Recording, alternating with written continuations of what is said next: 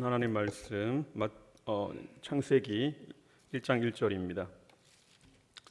다음 주 한 번 더 이 부분 읽어야 되는데 창세기 1장 1절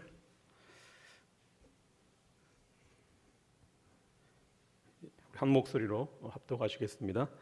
태초에 하나님이 천지를 창조하시니라. 아멘. 오늘 유인물 다 받으셨죠? 예. 지금 제가 한 2-3시간 지금 수업으로 착각하고 창세기 1장 1절 일단 말씀을 올렸는데 오늘은 창세기 1장 1절 들어가지는 못할 것 같고요. 오늘 제목을 보시면 구약 성경 이제 개관입니다. 좀 이제 성경을 보는 눈, 그다음에 구약 성경 좀 일반적인 이야기를 좀 하고 다음 주부터 아마 창세기 말씀을 들어갈 것 같습니다. 유인물 한번 보시고 또 거기에 또 노트 하셔도 되고요. 따라오시면 좋을 것 같습니다. 여러분 우리가 성경을 지금 읽잖아요. 성경을 읽고 또 이 자리에도 성경을 이렇게 공부하기 위해서 여러분들 나오셨는데 왜 성경을 읽죠? 우리가 왜 성경을 읽을까요? 우리 삶을 지배하는 어떤 절대적인 영적인 원리가 이 성경 말씀 속에 있다고 우리가 믿기 때문이죠. 성경은 살아계신 하나님의 말씀이니까요. 그래서 우리는 보통 보면 성경의 어떤 본문이나 아니면 어떤 한 단락을 선택해서 읽고 또 공부하고 또 묵상합니다. 그러면서 거기에서 시대를 초월하는 어떤 원칙 혹은 개념 아니면 어떤 영적 교훈 이런 것들을 발견하려고 하죠. 그리고 이제 그렇게 하고 나서 그걸 지금 이제 우리 삶에 적용시키려고 합니다. 여러분 보시면 대부분의 설교나 아니면 성경 공부가 다 이걸 추구합니다. 또 성경 본문 속에서 성경 본문의 어떤 이야기나 아니면 어떤 가르침 속에서 변하지 않는 영적 원리를 찾아내고 그걸 지금 내 삶에 적용하는 대부분이 그렇죠. 근데 이건 여러분 굉장히 중요한 일인 건 분명하지만 그런 좀 한 가지 이런 질문이 생깁니다. 하나님이 애초에 성경을 우리가 알아야 될 굉장히 그런 중요한 영적 원리를 모아놓은 그 원리집으로 만드셨으면, 그 원리책으로 만들어 놓으셨으면 더 좋을 뻔하잖아요. 왜 이런저런 여러 가지 이야기들을 기록해 놓고 거기에서 변하지 않는 영적 원리, 진리를 뽑아내도록 그렇게 하셨을까? 그냥 원리 1, 원리 2, 원리 3, 원리 500, 원리 1000 이렇게 쭉 나가면은 훨씬 더 좋지 않습니까? 헷갈리지도 않고. 그런데 성경을 보면 그런 원리가 아니라 여러 가지 그냥 이야기들이 나온단 말이죠.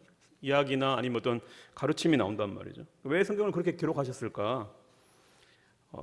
영적 원리만 쭉 기록해 놓으면 너무 지루하고 좀 딱딱할 것 같으니까 좀 재미있게 읽으라고 그렇게 하셨을까요?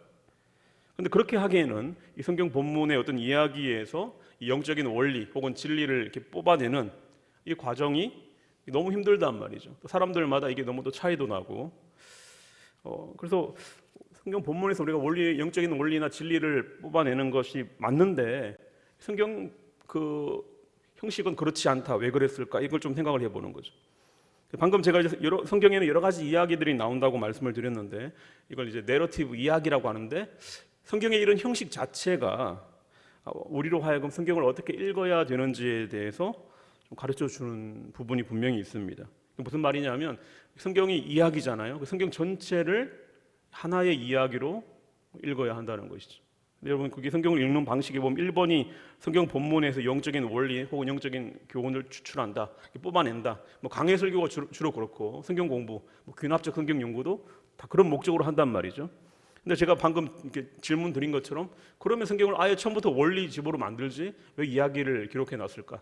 거기에 대해서 2번이 하는 답입니다. 성경 전체를 하나의 어떤 드라마 아니면 연극이라는 말은 실제로 성경이 이렇게 연극이라는 게 아니고 그런 형식을 말하는 거죠. 아니면 큰 이야기로 성경을 읽어야 된다라는 겁니다. 여러분 영화 아시죠? 혹은 연극 같은 거 보시면 그 안에 다양한 여러 가지 장면이 나오죠. 다양한 여러 가지 에피소드가 나오잖아요. 그런데 그런 것들이 이렇게 따로따로 노는 게 아니죠. 하나로 연결되어서 일관된 흐름으로 이어져 갑니다. 그래서 전체 이야기가 하나의 큰 이야기가 되는. 그래서 우리 영화 보면서 어떤 중간에 어떤 한 장면 아무거나 하나 선택해가지고 그 부분만 계속 반복해서 보면서 이게 무슨 의미일까? 이게 어떤 영적은 아니죠. 어떤 가르침이나 교훈이 있을까? 이렇게 생각하는 사람은 없단 말이죠. 그러니까 영화는 전체를 보면서 나중에 그 한 장면도 어떤가 또 생각해내겠죠. 그런 겁니다. 그러니까 우리가 지금 읽고 있는 이 성경이라는 것은 세상의 다른 종교 경전들과 바로 요 점에서 차이가 있습니다. 다른 경전은 이렇지 않습니다. 그러니까 여러분 세상의 모든 종교 경전들, 불경이든 아니면 유교 경전이든 그런 거 한번 보시면 어떻게 살아야 되고 또 무엇을 행해야 되고 소위 원리죠. 어떤 원리를 분명하게 가르칩니다. 그래서 사실은 어떤 마음을 닫고 또 수양하는 데 있어서 좀 실제적인 도움을 더 주는 것 같습니다. 이해하기도 좀 쉽고요. 분명하니까 어떻게 살라 이게 나오니까. 근데 성경은 그렇지가 않아요. 물론 성경에도 율법이 있고 그죠? 그 다음에 지혜의 말씀도 있고 어떤 도덕적인 교훈과 권면의 말씀들 분명히 있습니다. 그런데 성경은 단지 우리가 뭘 해야 할지 또 우리가 어떻게 살아야 될지 그런 행동 지침을 기록해 놓은 책이 아니라는 거죠. 처음부터 끝까지 하나의 일관된 이야기가 흘러가잖아요. 여러분 창세기 1장 이야기가 쭉 나오잖아요. 그죠? 요한 계시록도 마찬가지입니다. 무슨 이야기가 흘러가는가 하면 하나님께서 우주와 너무 거창합니까? 우주와 그다음에 인류 역사의 그 무대 위에서 실제로 행하셨던 그런 이야기. 시작이 있고 중간 과정이 쭉 있고 또 마지막이 있는. 성경은 이제 요한계시록 22장으로 끝나는데 그게 마지막이 아닙니다. 열려 있습니다. 그 뒤에 한참 이야기가 시작될 거예요. 새하늘과 새 땅이 시작되면 그런 이야기입니다. 네버엔딩 스토리죠. 끝이 없는 이야기. 그래서 앞으로 우리가 살펴보겠지만 그렇게 성경은 그런 시작이 있고 과정이 있고 결말이 있는 잠정적인 결말입니다. 요한계시록 22장은 그런 이야기의 책이다 이거죠. 그래서 한 성경은 대략 5막으로 구성된, 연극 보면 몇 막 몇 장이 있잖아요. 5막으로 구성된 드라마다 이렇게 우리가 생각할 수 있습니다. 대략 여러분 아시죠? 1막이 뭘까요? 하나님이 온 우주와 이렇게 천지를 창조하신, 인간을 창조하신 1막이잖아요. 2막은요? 인간의 타락으로 세상 전체가 무너지는. 그럼 3막은 뭘까요? 그 고장난 세상, 그 타락한 세상을 하나님이 회복시키시기 위해서 뭘 하십니까? 여러분 어떤 문제가, 엄청난 문제가 생겼어요. 이게 세상이 타락했다는 건 어마어마한 문제잖아요. 이걸 지금 고쳐야 되는데, 회복시켜야 되는데, 그럼 우리 같으면 이렇게 사람들 모으고 소집하고 이렇게 계획 짜고 이런 거 할 텐데 하나님이 뭐 하셨어요? 아브라함이라는 지극히 연약한 한 사람을 불러서 소위 이제 제자 훈련을 시키는 겁니다. 이게 엄청난 사건이에요. 그러니까 세상을 회복시키는데 한 사람 제자 훈련해서 뭐 할까? 하나님이 그렇게 하세요. 아무튼 나중에 또 이야기할 부분이고, 그래서 아브라함으로부터 시작해서 이스라엘 전체 이야기가 3막이죠. 3막은요, 그 끝에 이스라엘의 이야기 그 끝에 참 이스라엘이신, 참 유대인이신 예수님이 오셔서 온 세상을 회복시키시는, 이게 4막이죠. 5막은요, 그 예수님 이후에 어떤 시대가 시작됩니까? 교회 시대. 예수님 승천하신 그때부터 지금까지, 주님 다시 오실 때까지. 이게 5막입니다. 우리는 지금 몇 막을 살아가고 있어요? 5막을 살아가는 이런 이야기가 나오는 거죠. 그리고 새하늘과 새 땅이 임하면 이 땅 가운데 여러분 우리가 이제 이건 좀 격가진데 이제 주님이 재림하셔가지고 새하늘과 새 땅이 오면 우리가 이 땅에서 어딘가로 가는 거 아닌 거 아시죠? 혹성 탈출이 아닙니다. 이 땅, 성경 말씀으로 이 땅이 완전히 새롭게 되는 거죠. 완전히 새로운 차원. 거기서 우리가 주님과 더불어 이 땅을 다스리는 그런 일들이 일어나는데, 아무튼 그게 6막이죠. 계속 그런 식으로 진행이 되는 겁니다. 성경이 그런 이야기고, 그런 이야기, 살아있는 이야기죠. 살아있는 이야기로 우리를 초대하는, 그래서 우리 성경을 읽으면서 그 속으로 들어가는, 그리고 우리가 삶으로 그걸 또한 연기하는, 연기라는 말이 가짜라는 말이 아닙니다. 실제로 살아낸다는 말입니다. 그런 이야기가 성경이다라는 거죠. 전혀 다른 기타 다른 종교 경전과 다릅니다. 자, 근데 이게 성경이 어쨌든 창세기부터 요한계시록까지가 하나의 어떤 일관성을 갖춘, 통일성을 갖춘 이야기다, 영화다, 여러분 쉽게 말하면 드라마다, 이런 겁니다. 근데 이게 되게 놀라운 일이에요. 왜냐하면 영화나 그런 소설이나 아니면 드라마는 누구 한 사람이 이렇게 직접 할 거 아니에요. 한 사람이 이렇게 그 이야기를 써내려갈 텐데, 성경은 그런 책이 아닙니다. 한 권이 아니죠. 여러분 잘 아시지만 우리가 가지고 있는 성경은 대략 한 40여 명의 인간 저자가 있습니다. 인간 저자들이 또 시간적으로 보면 어떻습니까? 거의 한 1600년 기간 동안에 또 서로 다른 언어, 히브리어, 아람어, 헬라어를 주로 사용했겠죠. 이런 서로 다른 언어를 가지고 또 서로 다른 지역에서 기록했던 그런 66권의 책을 한데 묶은 겁니다. 이 성경의 저자들이 어디 한 곳에 모여가지고 자 우리가 어떤 방향으로 써내려갈까 논의한 적이 없어요. 그죠? 각자 자신의 계시의 말씀을 써내려갔는데 그럼에도 불구하고 그리고 내가 앞에 책을 이어서 그 다음 책을 쓴다는 이런 생각도 전혀 없죠. 그때는 아직 정경화된 게 아니니까. 그럼에도 불구하고 창세기부터 요한계시록까지 66권은 서로 모순됨이 없이 일관되게 약간의 충돌은 있지만 전체적으로 보면 일관되게 역사의 무대에서 하나님이 행하셨고 또 앞으로 행하실 일들을 기록하고 있다는 겁니다. 인간 저자 배후에 누가 계시는 겁니까? 성령께서 계시는 거죠. 그래서 성경이 통일성을 갖춘 그 이야기를 통해서 우리는 우주와 또 인류 전체를 향하신 그리고 나를 향하신 하나님의 뜻과 계획을 이해하게 되는 겁니다. 이게 너무 지금 제가 큰 이야기를 해서 좀 잘 안 와닿을 수도 있는데 그리고 그런 거 아는 게 지금 내 삶과 무슨 관계가 있냐고 이렇게 생각하실지도 모르겠는데 제가 아까 전에 말씀드린 것처럼 우리 각자도 하나님이 상연하시는 그 큰 이야기의 아주 작은 한 부분을 아주 작겠죠. 하나님 전체 이야기로 보면 그런 아주 작은 한 부분을 우리가 이제 감당하는 사람입니다. 우리 인생이 그런 거예요. 우리 인생이 하나님이 주신 배역이죠. 그게 뭐 등장 걸어가는 사람 일이든지 뭔지 관계없이 역할은 다르지만 배역은 다르지만 다 중요합니다. 거기서 한 사람도 빼면 안 되는. 그래서 우리 인생이 다 귀한 거죠. 그렇게 우리가 각자 어떤 한 부분을 감당하고 있는데 그거는 내 역할만 감당하면 되는 게 아니라 전체 이야기를 알아야 내 역할의 비로소 이제 의미를 알게 되는 겁니다. 그 삶의 의미, 목적인 거죠. 그래서 성경 전체 이야기를 아는 것과 내 삶의 어떤 목적 이유를 아는 것, 내가 지금 살아가는 그 의미를 아는 것은 서로 깊이 연결되어 있습니다. 이렇게 성경은 이제 전체가 이야기로 읽어야 된다. 근데 이게 오해가 없으셨으면 좋겠어요. 저는 지금 성경의 어떤 본문에서 영적인 원리나 영적인 교훈을 찾는 것이 잘못되었다고 말하는 거 아닙니다. 대부분의 설교와 대부분의 성경 공부는 그렇게 가고 있습니다. 또 그렇게 해야 됩니다. 그게 나쁘다고 말하는 것이 아니라 그렇게 한 특정 본문에서 영적 원리나 교훈을 찾으려 할 때도 성경 전체 이야기의 흐름을 알고 있어야 잘못된 방향으로 빠지지 않는다. 우리 영화 볼 때도 한 장면을 딱 뽑아낼 때 아무 그 전체 내용을 모르고 그 장면을 뽑아내는 사람은 오해할 수 있잖아요. 잘못 해석할 수 있단 말이에요. 그러니까 영화 전체 이야기를 알아야 한 장면이 더 의미 있게 다가오는 거죠. 분명하게 해석할 수 있는 거죠. 그런 겁니다. 그래서 성경을 어쨌든 한 본문에 있어서 영적인 원리를 찾아내는 것 굉장히 중요하고 그거 우리도 계속 할 겁니다. 그런데 제가 좀 더 이야기하는 것은 성경은 전체가 하나의 큰 이야기이기 때문에 그 흐름을 알아야 된다. 근데 여러분 성경을 이야기라고 했는데 이야기라면 앞뒤 순서가 있겠죠. 모든 이야기에는 순서가 있잖아요. 그걸 막 뒤죽박죽 섞어 놓으면 전혀 안 되죠. 그러니까 성경 아무 곳이나 펼쳐놓고 그냥 그걸 지금 나에게 주시는 말씀으로 읽기보다 이 이야기가 이 말씀이 전체 순서상 어디에 속해 있는지 그걸 이해하고 읽는 것이 중요하다. 예를 들어서 아브라함 이야기 그 자체로도 은혜가 되고 그 자체로도 영적인 교훈이 있지만 그러나 성경 전체 이야기에서 이게 몇막에 해당되고 또 그 몇막의 어떤 부분에 해당되는지 앞뒤의 맥락이 뭔지 이런 걸 아는 것이 아브라함의 이야기를 이해하는 데 굉장히 중요하다는 거죠. 또 사도들의 이야기도 마찬가지입니다. 이게 어떤 흐름 속에 있는지 알아야 됩니다.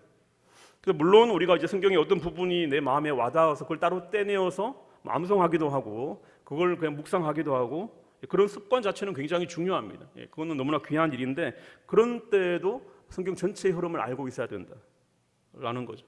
성경이 이렇게 일관된 책이다. 예를 들면 이런 겁니다.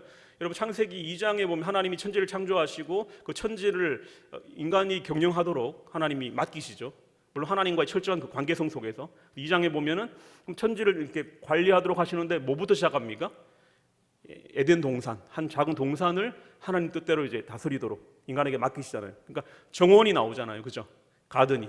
근데 예수님이 부활하시고 나서 요한계시록 21장일 겁니다. 21장 한 17절 정도 보면 마리아가 부활하신 예수님을 뭐로 착각했다고 나옵니까? 동산지기인 줄 알고 이런 말 나오죠. 기억나시나요? 이 동산이 에덴 동산이죠. 그러니까 동산지기인 줄 알고 이 말은 그런 그 문학적인 표현입니다. 그러니까 예수님이 아담이 원래 동산지기였는데 그 동산을 관리하는 걸 실패했잖아요. 예수님의 부활로 말미암아 그 에덴의 역사가 새롭게 시작된 거죠. 그러니까 예수님의 부활로 말미암아 이 에덴의 역사가 이제 시작되고 있는데 그래서 성경 마지막에 가면 뭘로 끝나는가 하면요. 요한계시록 21장입니다. 21장 1절 보면 뭐가 예루살렘 성이 이 땅에 임한다 이런 말이 나오거든요. 여기서 성은 뭐냐면 도시입니다. 도시. 가든으로 시작해서 정원으로 시작했는데 성경 마지막은 굉장히 발달된, 지금 우리 타락한 도시 생각하시면 안 되고요. 그 정원이 훨씬 더 발전되어서 하나님의 뜻 가운데 발전된 그런 도시가 성경 마지막에 나오는, 이렇게 성경 전체가 아기가 들어맞는 거죠. 신천지식의 그런 이상한 아기가 아니고 성경 전체는 이야기가 하나의 이야기를 하고 있다, 흘러간다, 이걸 말하는 거죠. 그 흐름 속에서 어떤 구절에서 내가 은혜 받고 내가 위로받고 이럴 수 있지만 이 흐름을 아는 것이 굉장히 중요하다는 걸 지금 계속 이야기를 하고 있습니다. 그래서 저는 성경이 말씀하시는 이 전체 이야기를 또 보게 하고, 물론 그 속에서 각각 이야기의 어떤 영적인 의미를 또 함께 공부하는 그런 일들을 지금 이 자리에서 하려고 하는 거죠. 근데 이런 어떤 전체 흐름은 성경 설교로는 할 수가 없습니다. 설교 시간에 그렇게 할 수가 없죠. 그래서 성경 강의가 또 따로 필요한 거예요. 주일날이나 어떤 예배 때 설교는 한 본문의 어떤 깊은 영적 의미를 아는 거지만 전체 흐름, 또 앞뒤 관계 이런 것들은 성경 공부가 필요하다는 것이죠. 기본적으로는 흐름을 좀 설명하는데 좀 주안점을 두려고 하고요. 그래서 책과 책 사이, 그 다음에 장과 장 사이, 절과 절 사이 의미를 좀 말씀을 드리려고 하고, 그런데 그런 큰 그림만 그리는 것이 아니고 그 필요에 따라서는 한 단락 또는 한 절에 대해서도, 다음 주는 아마 창세기 1장 1절만 해도 그냥 시간이 다 갈 것 같은데 거기에 대한 어떤 깊이 있는 해석이나 그런 영적 원리를 찾는 일들도 병행할 겁니다. 그러니까 우리가 그렇게 구약을 계속 공부해 나가는 거죠. 자, 그럼 이제 구약 성경을 우리가 공부할 텐데 구약 성경의 구성에 대해서 잠깐만 볼까요? 이거는 그렇게 중요한 건 아니지만 그래도 알고는 계실 필요가 있습니다. 구약 성경을 처음에는 이제 히브리어로 아마 기록했겠죠. 히브리어 구약 성경을 한번 보면 이제 말씀 거기 있죠. 누가복음 24장 44절, 엠마오 도상에서 예수님과 제자들이 했던 그 말씀인데 한번 읽어볼까요? 또 이러시되 시작.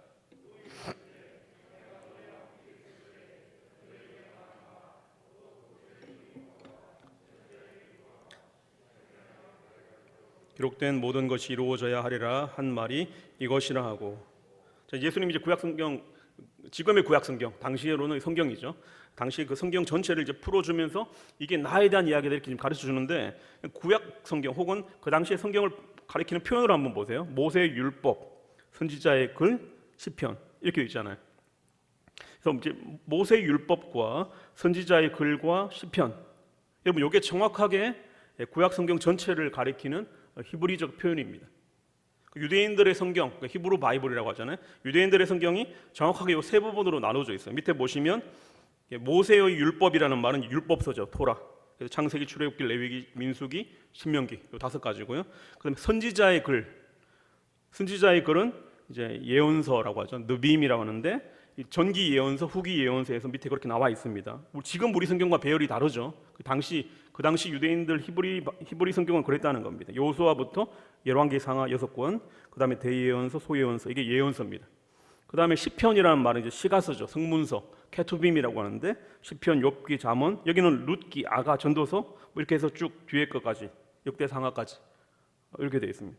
이게 이제 원래 이제 히브리 성경, 히브리어 구약 성경이죠. 그런데 그 밑에 보시면 헬라어 구약 성경이라는 말이 있죠. 원래 구약 성경은 히브리어로 적혀 있습니다. 그런데 이게 어느 순간 헬라어로 번역이 되었죠. 이게 왜 그런가 하면 여러분 주전 4세기에 아주 엄청난 그 일이 일어나죠. 알렉산더가 등장하잖아요. 알렉산더가 역사 무대에 나타나면서 유럽, 아시아, 아프리카 이 광대한 지역이 헬레니즘이라는 그냥 단일한 문화권으로 묶여버립니다. 그리고 그 지역의 공용어가 뭐가 되는가 하면 헬라어가 되는 거죠. 헬라어. 그러니까 헬라어가 지중해를 중심으로 한 이 전체 이 헬레니즘 지역의 공용어. 요즘에 이렇게 국제 언어가 영어인 것처럼 그 시대에는 그 헬라어. 바울도 헬라어를 쓰잖아요. 그런 헬라어가 이제 그 시대의 언어가 되는데, 그때 이제 디아스포라 유대인이 있습니다. 디아스포라 유대인이 뭐냐면 587년에 이제 바벨론의 그 유대가 멸망하잖아요. 그런데 바벨론으로 끌려갔다가 그 다음에 이제 바벨론이 이제 멸망하면서 페르시아가 등장하면서 다시 본토로 돌아간 사람도 있지만 일부고요. 대부분은 그냥 거기에 남아 있었죠. 마치 우리의 교포처럼. 그러니까 그냥 그 주변 고대 근동에 흩어져 사는 겁니다. 이 사람들을 본토로 돌아오지 않는 사람들을 디아스포라 유대인이라고 하죠. 예수님 시대에도 그랬고 바울도 사실 디아스포라 유대인이죠. 아무튼 근데 이 디아스포라 유대인의 언어가 헬라어죠. 이 사람들은 히브리어로 된 이 원래 성경을 읽지를 못하는 거예요. 그러니까 마치 한글 성경을 이렇게 교포 아이들이 한글 못 배우면 못 읽는 것처럼. 그러니까 이런 사람들이 너무 많으니까, 이 디아스포라 유대인들이 너무 많으니까 그들을 위해서 성경을 헬라어로 번역을 하는 겁니다. 그게 70인역입니다. 조금 더 정확하게 말하면 이집트에 거주해 있던 이 디아스포라 유대인들을 위해서 알렉산드리아에서 번역한 히브리어 성경을 헬라어로 번역한 것을 70인역이라고 합니다. 셉투아진트라고 하는데, 전설에 따르면 72명의 유대인 학자들이 72일 동안 번역했다. 근데 그건 전설이고 실제로는 굉장히 오랜 기간에 걸쳐서 주전 250년 경에 이제 토라 모세 오경이 완역이 되었으니까 최종적인 완성은 훨씬 더 이후죠. 아무튼 지금 왜 제가 이 70인역 이야기를 하는가 하면, 이 70인역의 성경의 배열이 지금 우리 개신교 성경의 배열입니다. 우리는 이 70인역 성경을 그대로 따라갑니다. 왜 이게 중요한가 하면, 예수님 시대에 초기 그리스도인들은 구약 성경을 인용할 때 이 히브리어 구약 성경을 인용한 게 아니고 이 70인역 헬라어 구약 성경을 인용한 거예요. 순서도 그렇고 내용도 그렇고. 그래서 학문적으로 굉장히 중요한데 일단 넘어가겠습니다. 그래서 이제 여러분 70인역 그 구약 성경을 보면 지금 우리가 가지고 있는 것과 똑같습니다. 오경 그러면 창출 레민신 5권이 나오죠. 역사서 그러면 여호수아부터 에스더까지. 그리고 시가서 그러면 욥기, 시편, 잠언, 전도사가 5권이고, 예언서는 대선지서, 소선지. 이게 딱 이제 70인역 순서고, 지금 우리도 이 순서를 따르고 있습니다. 그래서 이제 오경부터 예언서까지. 구약 그러면 적어도 4단락으로 이루어져 있는 거죠. 오경, 그다음에 또 뭡니까? 역사서, 그다음에 시가서, 그다음에 예언서, 이 4권입니다. 이 4단락. 거기에 대해서 아주 짧게 좀 제가 좀 설명을 드릴게요. 여러분 이 페이지 보시면 오경이라는 거 있잖아요. 우리 앞으로 이제 오경만 해도 거의 얼마나 걸릴까요? 오경을 한 1, 2년 가지 않을까요? 빨리 하면 좀 1년 만에 끝낼 수 있고. 오경은 모세 오경을 말하는 거잖아요. 이게 이제 구약 성경에서 가장 중요한 부분입니다. 유대인들은 이 오경을 토라라고 부릅니다. 토라.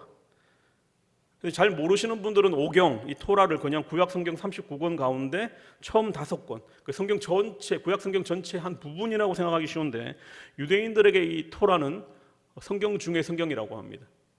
그러니까 유대인들에게 성경은 어떻게 보면 토라예요, 토라. 이 토라, 모세 오경이 전부라고 할 만큼 실제로 이제 구약 성경 전체가 이 토라에 기초하고 있습니다. 그러니까 모세 오경이 그만큼 여러분 비중이 굉장히 중요하다는 거죠.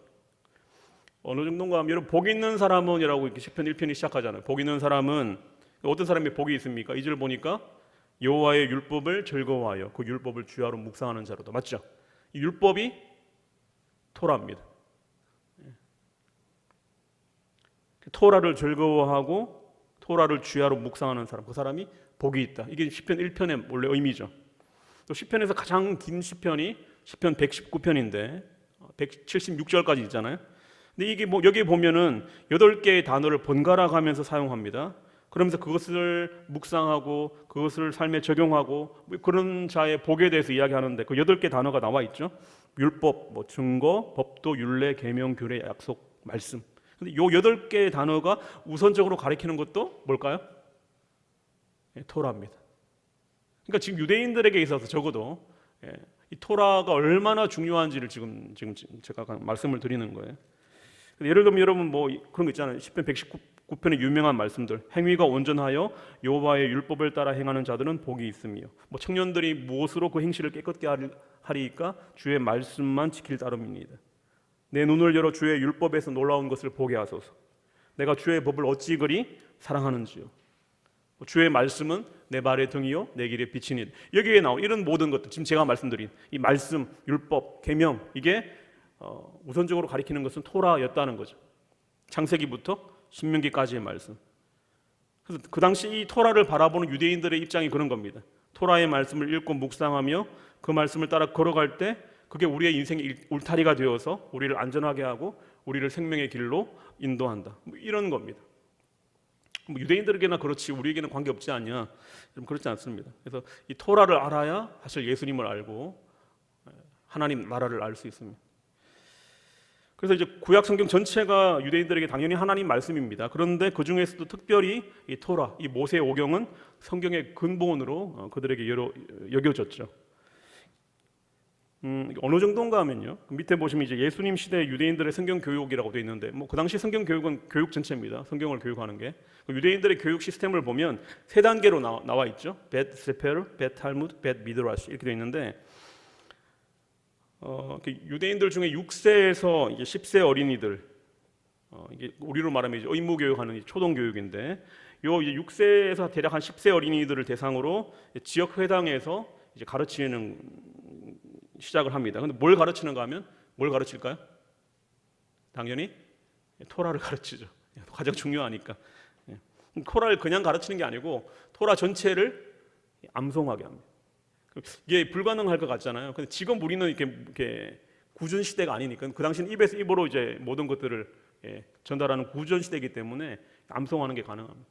지금도 미국에 있는 그 유대인 신학교들 예시바에 가면 사실 구약성경 전체를 대부분 암송합니다.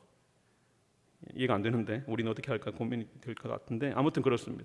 그래서 이 벳 세페르 단계에서는 토라 전체를 암송하는 거죠. 이거는 그냥 모든 유대인들이 하는 겁니다. 모든 유대인들, 당시 예수님 당시에.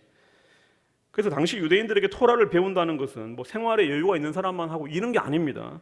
야, 먹고 살기에 바쁜데 무슨 토라냐, 이런 이방인들의 사고방식과 전혀 다릅니다. 하나님의 백성이라면 반드시 배워야 되는 그 어떤 하나님 백성의 생존 열쇠, 이게 토라입니다. 반드시 배우는. 그래서 여러분 복음서에 보시면 예수님이 토라의 어떤 한 구절을 인용하시는 그런 대목이 있어요. 그럼 무리들은 이미 그걸 다 알고 있습니다. 외우고 있다는 거죠. 그래서 여러분 뭐 베드로, 우리가 뭐 잘 몰라서 뭐 이렇게 무식한 베드로 이런 말 하는데, 베드로도 토라는 다 외웠습니다. 이거는 누구나 다 하는 국민 교육이고, 그 다음에 좀 이제 말씀을 더 잘 깊이 있게 공부하는 학생들을 선발해서 그 다음 단계로 넘어가는 것이 벳 탈무드입니다. 여기서는 뭘 하는가 하면 오경만 외우는 게 아니고 창세기부터 말라기까지를 다 외웁니다. 뭐 그 당시에 그렇게 했다니까. 그리고 그 내용만 외우는 것이 아니고 그 각각의 중요한 구절들에 대해서 랍비들이 주석한 것까지도 공부하고, 그 다음에 더 중요한 것은 토론하는 방식이죠. 질문, 유대인들의 여러분 학습 방법은 질문에 질문으로 응답하는 거 아시죠? 우리 복음서에도 그런 게 나와 있습니다. 그래서 토론하는, 질문하는 방식도 가르치는, 이게 이제 벳 탈무드입니다. 조금 더 나가면 거기서 이제 정말 탁월한 학자가 되기 위해서는 이제 벳 미드라시 단계로 나가게 되는데, 이때는 배우는 게 아닙니다. 이미 다 배웠어요. 책은 다 배웠고 그걸 다 알고 있는 랍비를 찾아갑니다. 랍비가 인터뷰를 해서 이제 이 아이는, 이 학생은 내 뒤를 따를 수 있겠다. 그러면 그때 하는 말이 나를 따르라죠. 예수님이 제자들을 부르실 때 바로 그게 사실 인터뷰에 그냥 합격한 겁니다. 그래서 이제 벳 미드라시로 가면 랍비의 제자가 되어서 이때는 랍비를 따라다닙니다. 랍비의 삶을 따라다니면서 말씀을 어떻게 적용하는지를 직접 보고 배우는 단계. 그래서 이걸 이제 랍비의 멍에를 맨다 이런 말을 씁니다. 내 멍에는 이렇게 가볍다 이런 말을 하잖아요, 주님이. 그 말이죠. 그래서 이제 벳 미드라시까지 가는 이제 사람이 이제 예를 들면 바울 같은 사람이죠. 가말리엘 문화생에서 아주 탁월한. 뭐 그렇습니다. 아무튼 이 유대인들의 이제 성경 교육, 그 당시의 교육이 그런데, 지금 제가 좀 말씀드리고 싶은 것은 토라가 그만큼 유대인들에게는 기본적이고 중요하다. 우리도 마찬가지입니다. 토라를 알면 우리의 어떤 그런 성경적인 어떤 알미 훨씬 더 깊어질 수 있습니다. 근데 아까 제가 말씀드린 것처럼 예수님이 오신 이후에는 뭐 토라, 율법 다 폐기 처분된 거 아닙니까? 뭐 지금 우리는 율법의 시대가 아니라 은혜의 시대를 살고 있는데 뭐 토라가 중요합니까? 이런 분들이 있습니다. 확실히 이제 20세기 중반까지는 그렇게 구약은 율법, 신약은 복음 이렇게 좀 이분법적으로 이렇게 생각했던 그런 시대가 있었습니다. 그런데 지금에 와서는 그런 것들이 굉장히 좀 위험한 시각일 수 있다. 실제로 구약과 신약은 뗄래야 뗄 수가 없다라고 지금은 생각하고 있습니다. 구약 없이는, 특별히 토라 없이는 예수님을 또 신약을 이해하기가 거의 불가능합니다. 뭐 이런 이야기를 우리 상세하게 할 수는 없고, 다음에 예수님이 구약에 대해서 어떻게 이야기하셨는지 한 가지 말씀만 좀 보고 넘어가겠습니다. 거기 보시면 마태복음 5장 17절 18절 있죠. 한번 읽어보겠습니다. 시작.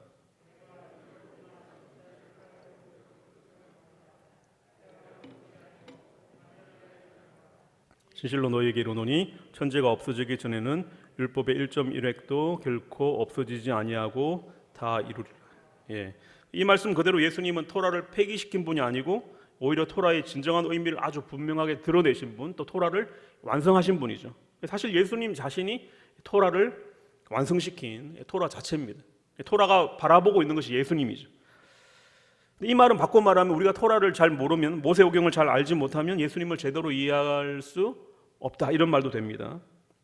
예수님은 그냥 내 죄를 사하시기 위해서 어느 날 갑자기 하늘에서 내려오신 분, 뭐 예수님이 누구신지 알 필요는 없고 그냥 내 죄를 사하신 분, 이것만 알면 된다, 이게 아니라는 거예요.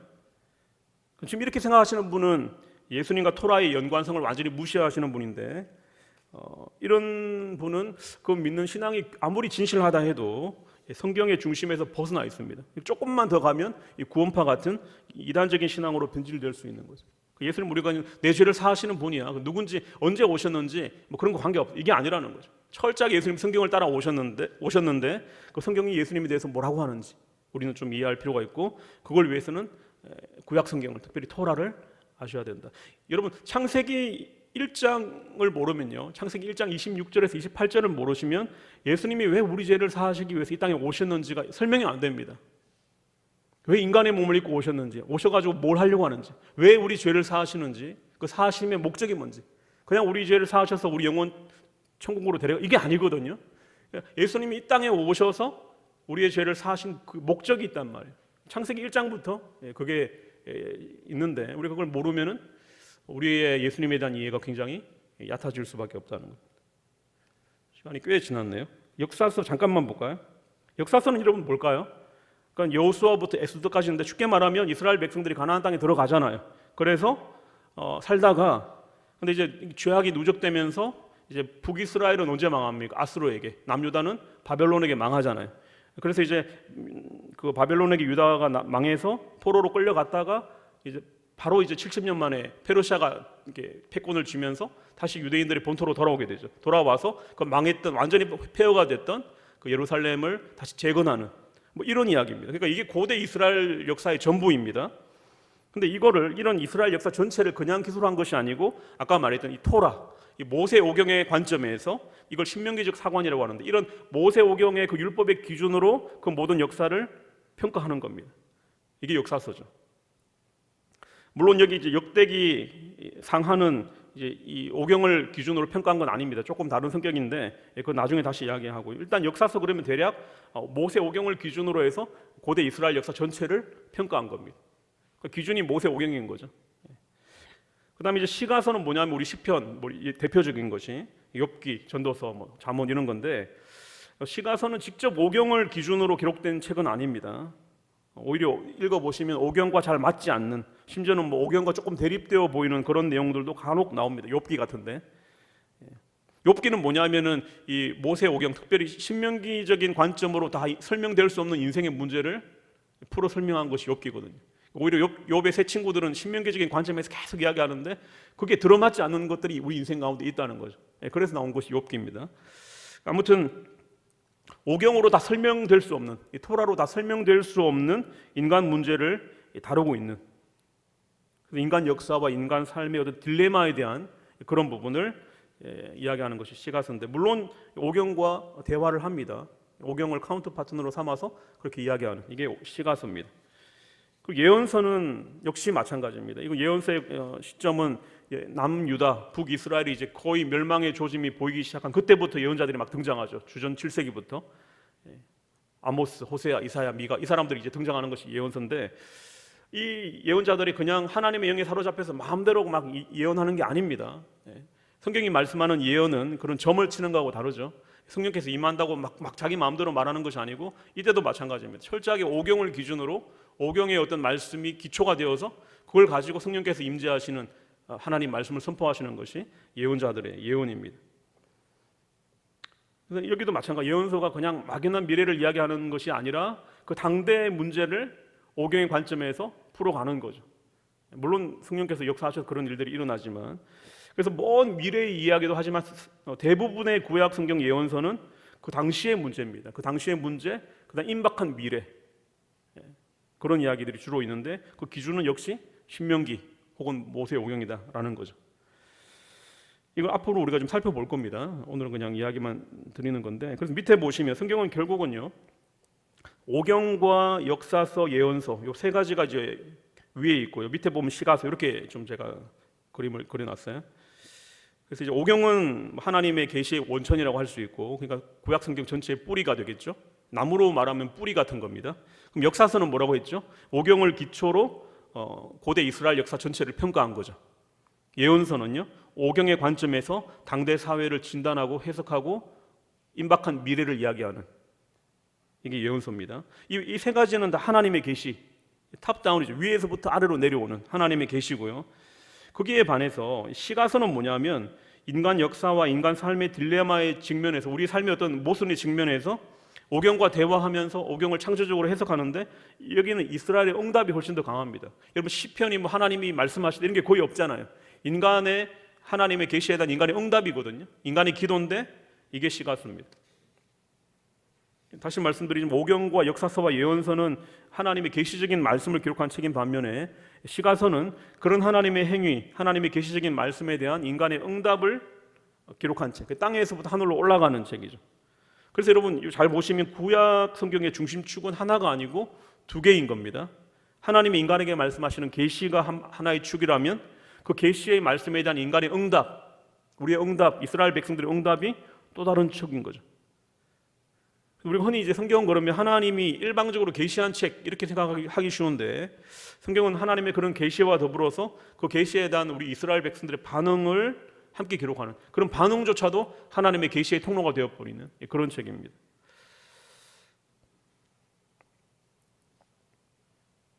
그래서 여러분 시가서는 다른 세 가지 책과는 좀 성격이 많이 다른 거죠. 인간의 어떤 뭐 원통함도 있고 뭐 분노도 나오고 막, 그런데 그런 것들이 하나님의 계시의 통로로 사용되는 굉장히 독특한 책입니다. 그래서 이제 우리가 오늘은 좀 개관이기도 하고 조금 여러분 어렵지는 않죠. 어렵지 않으셨길 바랍니다. 아무튼 이런 흐름으로 구약이 있다. 크게 네 덩어리고 거기에서 이제 모세 오경이 굉장히 중요한 비중을 차지하고 있고, 우리 앞으로 이제 모세 오경을 창세기부터 좀 살펴볼 겁니다. 그래서 창세기 여러분 3페이지 보시면, 창세기를 오늘은 잠깐만 개관하고 이제 마쳐야 될 것 같은데 시간이 다 돼서요. 이제 창세기를 이제 베레시트라고 하는데, 이 베레시트라는 말이 히브리어입니다. 창세기를 이렇게 말하는 거죠. 시작이라는 뜻입니다. 시작. 그러니까 뭐 베레시트, 시작이라는 말이 이 성경의 첫 번째 책인 창세기에 굉장히 적합한 타이틀이죠. 왜냐하면 창세기는 여러분 아시는 것처럼 모든 것의 사실 시작을 이야기합니다.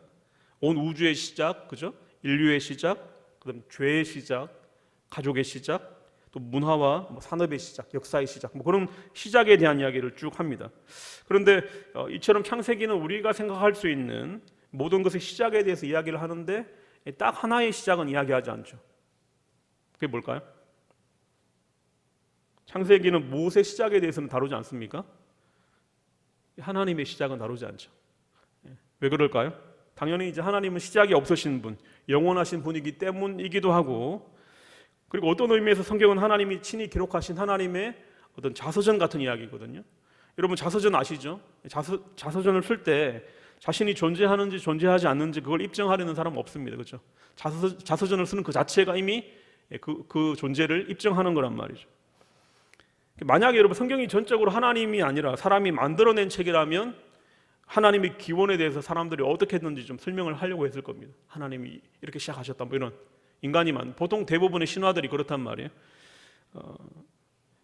그러니까 뭐 모든 고대 근동의 종교도 그렇고 또 뭐 그리스 로마의 모든 종교도 그렇고 자기가 믿는 신의 기원에 대해서 뭐 이렇게 이야기를 한단 말이에요. 근데 성경은 창세기에서 하나님의 기원은 전혀 설명되어 있지 않습니다. 왜 그런가 하면 성경은 단지 인간 지성의 상상물이 아니라 하나님의 계시를 기록한, 하나님이 기록한 책이기 때문에, 하나님이 저자이기 때문에 하나님의 기원에 대해서 다루지 않죠. 아무튼 이제 시작에 대해서 우리가 살펴볼 텐데, 특별히 여러분 창세기의 구성을 한번 보시면, 제가 지금 오늘 말씀드린 게 그겁니다. 성경 전체를 하나의 통일된 이야기로 봐야 된다. 그 흐름을 아는 게 굉장히 중요하다. 그런 말씀을 계속 드렸는데, 각 권도 마찬가지입니다. 성경의 각 권도 그 자체로 또 하나의 완결된 에피소드입니다. 영화로 말하면 하나의 완결된 이야기로 읽어야 된다. 그렇게 볼 때 창세기는 크게 이제 두 덩어리로 나누어져 있는 거죠. 여러분 이제 그 도표를 보시면 창세기 1장부터 11장이 한 단락이고, 그다음에 창세기 12장부터 50장이 한 단락입니다. 내용 대부분 아실 거예요. 1장에서 11장은 어떤 내용이 나옵니까? 우주의 시작에 대한 이야기가 나오죠. 인류 역사의 시작을 이야기합니다. 이걸 우리가 이제 뭐 신학에서는 원역사 이렇게 이야기하는데 전체 공통적인 역사입니다. 근데 1장, 2장은 어떤 내용이 나옵니까? 이제 하나님 나라의 시작이죠. 하나님께서 만드신 이 온 우주 만물의 시작이 1, 2장. 3장에는요 죄의 시작, 죄가 3장부터 나와서 이 하나님이 만들어 놓은 이 피조 세계가 어떻게 망가지는지, 어떻게 고장난 세상이 되는지 그런 이야기가 나옵니다. 그러면서 4장부터 11장은 이게 점점 더 악화되죠.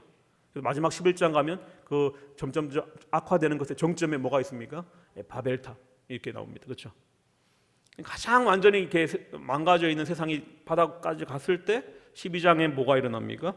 아브라함이 택함 받는 거죠. 이런 부분은 우리가 잘 이해를 못합니다. 어떻게 이 우주 전체가 망가져 있는데 한 그냥 연약한 인간을 부를까? 그것도 뭐 그 당시에 아주 뭐 대단히 힘이 있고 능력이 있는 그런 어떤 왕을 부르는 게 아니고 자녀가 없는, 정말 그 당시 자녀가 없다는 건 그 당시에는 이게 연약함의 상징이잖아요. 그럼 아브라함 불러서 뭐 할까? 하나님이 그렇게 하신단 말이죠. 우리 인간의 생각과 하나님은 너무 다릅니다. 근데 그렇게 해서 하나님은 마침내 이 세상을 회복시키시거든요. 그런 부분을 우리가 좀 살펴봐야 됩니다. 그래서 이제 두 번째 파트로 들어가면 이 온 우주의 시작의 마지막이 이제 완전히 끝장난, 고장난 그런 세상으로 끝나는데, 두 번째 파트 들어가면 이제 아브라함을 부르는, 그래서 아브라함 이야기입니다. 아브라함 가문 이야기.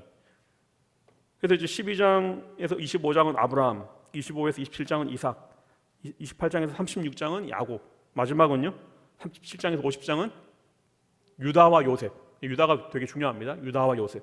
요 뭐죠? 4세대에 대한 이야기, 아브라함 가문에 대한 이야기. 이게 창세기 전체예요. 그래서 여러분 제가 이제 이 창세기 1장부터 11장하고 12장에서 50장 사이에 뭐라고 되어 있어요? 물음표를 해놨잖아요. 이 연결고리를 아는 것, 제가 이미 힌트를 드렸는데 이 연결고리를 이해하는 것이 이 창세기 전체의 메시지, 아니 성경 전체의 메시지를 이해하는데 굉장히 중요합니다. 그래서 창세기 1장부터 11장은 조금 더 시간을 들여서 조금 자세하게 좀 살펴보려고 합니다. 왜 그런가 하면 사실은 어떻게 보면 여러분 신구약 성경 전체를 창세기 1장부터 11장, 그 다음에 창세기 12장부터 어떻게 보면 요한계시록 12장 이렇게 두 단락으로 나눌 수 있을 만큼 이 창세기 1장에서 11장이 차지하는 비중이 굉장히 큰 거죠. 앞부분은 뭐 이렇게 너무 깊이 있게 들어가지는 않겠지만 비교적 많이 상세하게 보려고 하고요. 여러분들께서는 이제 뭐 진도와 관계없이 시간 나실 때 그 앞부분을 좀 읽어오시면 좋겠어요. 1장부터 11장까지는 읽어오시고, 이 자리에 있는 거 제가 일방적으로 제가 공부했던 걸 그냥 말씀드리는 자리가 아니라 여러분이 읽어오시고 거기에 대해서 제가 설명드리고 그런 좀 역할을 많이 할 겁니다. 그래서 시간 되실 때 성경을 뭐 개역 개정으로 읽으셔도 좋고 아니면 뭐 새 번역이나 다른 번역으로 좀 더 쉬운 번역으로 읽으셔도 좋습니다. 그래서 성경을 계속 읽어 나가시고 제가 거기에 대해서 좀 어떤 영적인 의미도 있고 흐름도 있고 그런 부분을 좀 설명을 하려고 합니다.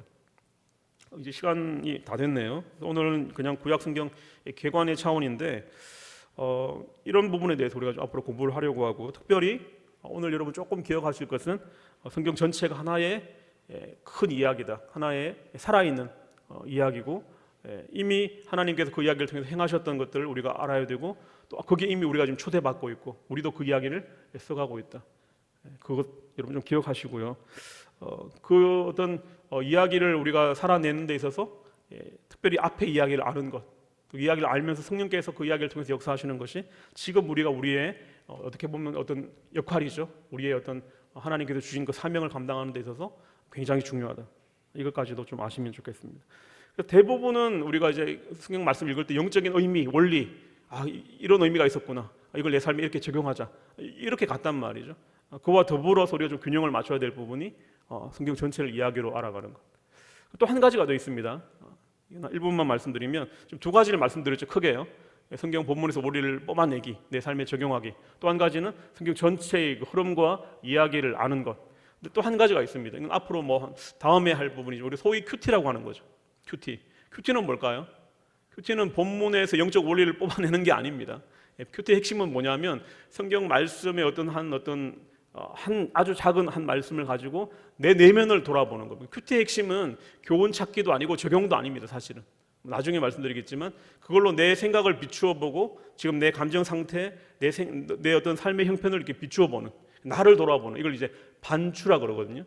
리플렉션, 영어로 말하면 이제 그 거울 보기죠. 거울 보기. 그 말씀으로 나를 보는.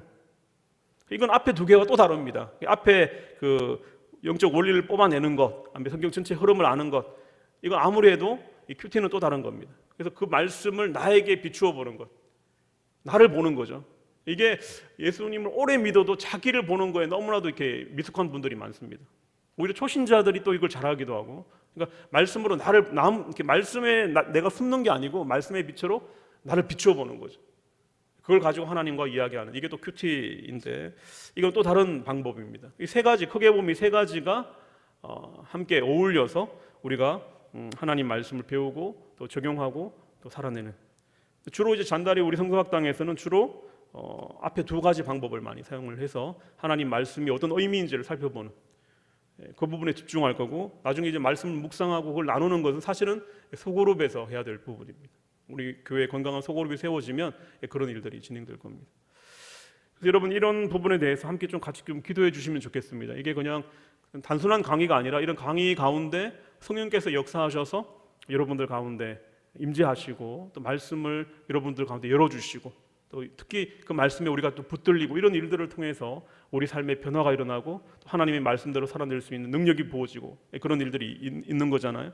그건 기도해 주셔야 됩니다. 그래서 부족한 제가 이런 어떤 말씀을 잘 또 가르치고 말씀의 의미를 드러낼 수 있도록 하나님 권철 목사에게 능력을 주시고 지혜를 주십시오. 좀 기도해 주시고요. 또 이 자리에 오신 분들이 말씀을 사모하는 분들이 있어서 직접 말씀을 내가 읽고 또 그 말씀의 의미가 뭔지를 이 자리에서 배우고, 그런 하나님을 더 깊이 알아가는 은혜가 하나님 있게 하여 주십시오.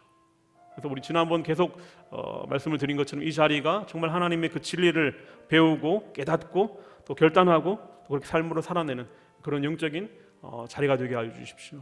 여러분, 우리 잔다리 성사학당을 위해서, 여러분 자신을 위해서도 이제 함께 좀 기도하면서 나아갈까요? 저를 위해서, 또 이 자리에 참석하시는 여러분들을 위해서, 또 아직 이 자리에 나오지 못하고 있지만 또 이 자리를 사모하시는 분들을 위해서 함께 기도하시고, 또 제가 마침 마무리 기도하겠습니다.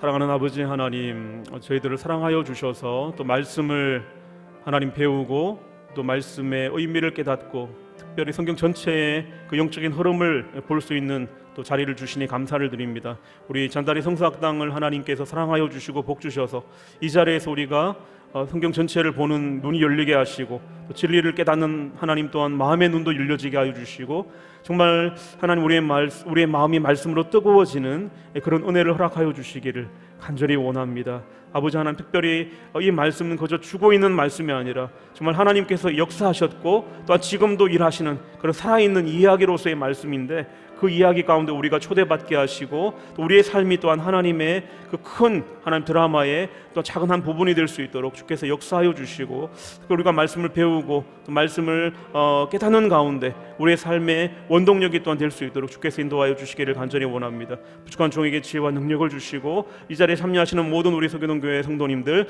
하나님 아버지, 이 자리에서 말씀을 알아가는 그 넓이와 깊이가 더해지게 하여 주시고, 하나님의 뜻과 계획을 더 온전히 깨닫게 하여 주시고, 그래서 우리의 의지로 살아가는 것이 아니라 우리의 힘과 결단으로 이 험한 세상 살아가는 것이 아니라 하나님의 말씀에 붙잡혀서 하나님의 계획하심의 인도함을 받아서 그렇게 하나님 살아갈 수 있도록 주님 인도하여 주시옵소서. 좀 말씀 안에서 산다는 것이 얼마나 좀 신비로운 일인지, 얼마나 귀하고 아름다운 일인지 우리가 하나님이 잔다리 성사학당을 통해서 체험하게 하여 주시고, 하나님 이 자리에 또한 많은 우리 성도님들이 또한 함께 참여하여서 같이 은혜 받을 수 있도록 주님 인도하여 주시옵소서.